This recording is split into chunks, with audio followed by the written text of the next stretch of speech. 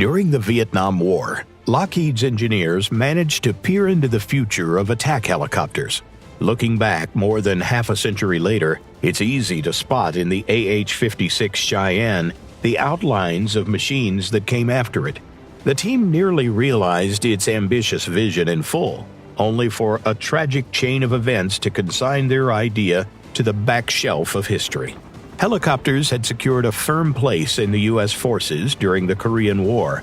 Buoyed by pilots' and engineers' successes, planners began weaving rotary wing aviation into concepts for a potential war in Europe.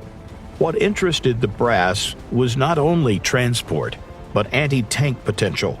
They announced a competition for a design purpose-built to kill armor and set a demanding brief: a top speed of 410 kilometers per hour, an ability to hover over the battlefield at roughly 2,000 meters, and a heavy load of guided missiles.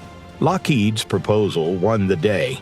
Its mix of innovation with proven solutions and the thoroughness of its engineering impressed the customer.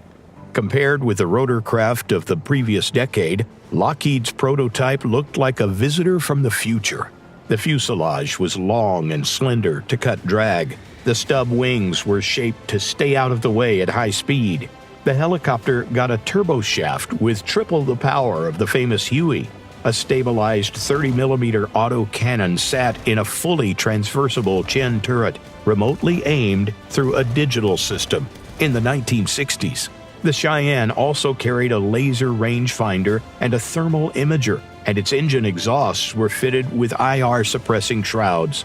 Development began smoothly, but some choices led to delays and trouble. In 1967 testing, the pusher propeller, one of the design's boldest and most controversial features, came under fire. Intended to add horizontal thrust and deliver exceptional speed and agility, it did help give the Cheyenne outstanding performance. The helicopter could even perform aerobatics. Unfortunately, it remained flight unstable and overly demanding to fly. While Lockheed worked through the issues, one prototype was lost. The rotor struck the fuselage, and test pilot David Beale was killed. Engineers identified and fixed the fault within months, but officials criticized the program's slow progress and recurring technical shortcomings. Then came another blow. Policymakers argued that the Cheyenne duplicated the role of fixed-wing attack aircraft and lacked the survivability they wanted.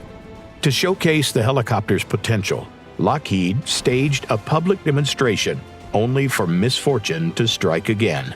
After 100 successful test firings, a tow missile in the crucial moment flew only a few meters and thudded into the ground in full view of the audience. Technical problems, shifting requirements shaped by Vietnam, and budget pressures doomed the project. In 1972, the Army canceled the AH-56. By then, Lockheed had solved most of the teething troubles, but the ambitious machine still went to the boneyard. On the other hand, the lessons learned pushed the Army toward a less blisteringly fast, but far more survivable design, one that became its principal attack helicopter for decades, the AH-64 Apache.